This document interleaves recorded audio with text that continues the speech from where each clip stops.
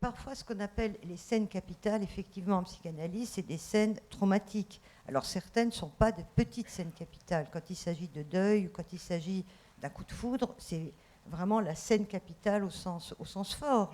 Mais en même temps, nos vies sont jalonnées de ce que j'appelle de petites, voire minuscules, infimes scènes capitales et qui sont aussi importantes, aussi fécondantes pour notre vie.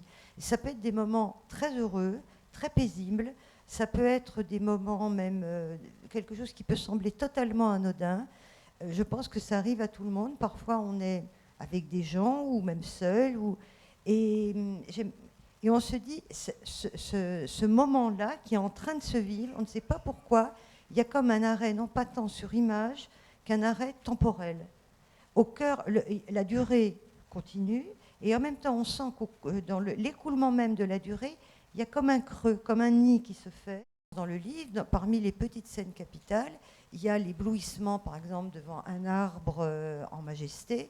Il y a l'éblouissement de la stupeur, parce que ces éblouissements peuvent être parfois limites.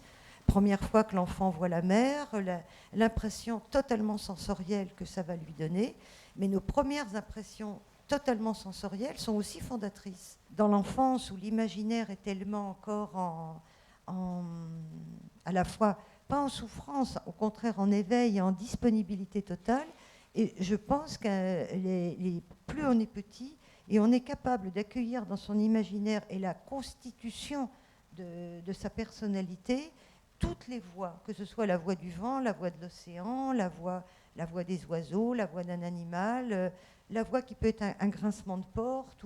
Il nous reste ça, il nous reste ces sons. C'est pour ça que je parlais de l'importance du sensoriel, presque avant même le sensuel, qui est déjà une organisation de ce sensoriel.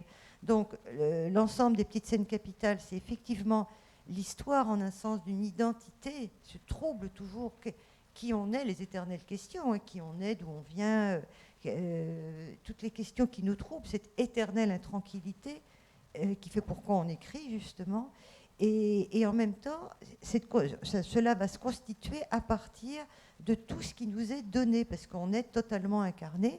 Donc c'est non seulement bien sûr les autres qui nous font, qui nous forment, mais aussi l'absence des autres au besoin. Et dans cette absence, ce qui va se profiler et projeter une sorte d'autre présence qui peut être plus rassurante, comme celle des animaux, comme celle d'un arbre, comme celle du ciel, de la lumière. Dès qu'on est inscrit dans une fratrie, il y a obligatoirement des joies, mais des conflits, des rivalités. Il n'y a pas de fratrie quand même sans rivalité. Comment occuper quand même la place, on aimerait tous, enfants, avoir la place un peu privilégiée auprès ou du père ou de la mère. Donc là, c'est une fratrie en un sens ordinaire. Simplement, justement, dans ce livre, cette petite fille, comme je dis, elle n'a rien de particulier, elle est ordinaire, mais, comme vous l'avez mentionné, aucune vie n'est ordinaire. Et ceux qui se croient extraordinaires, souvent se trompent. Pour moi, le véritable extraordinaire, il est dans le surgissement, justement, de l'ordinaire quand il se révèle scène capitale.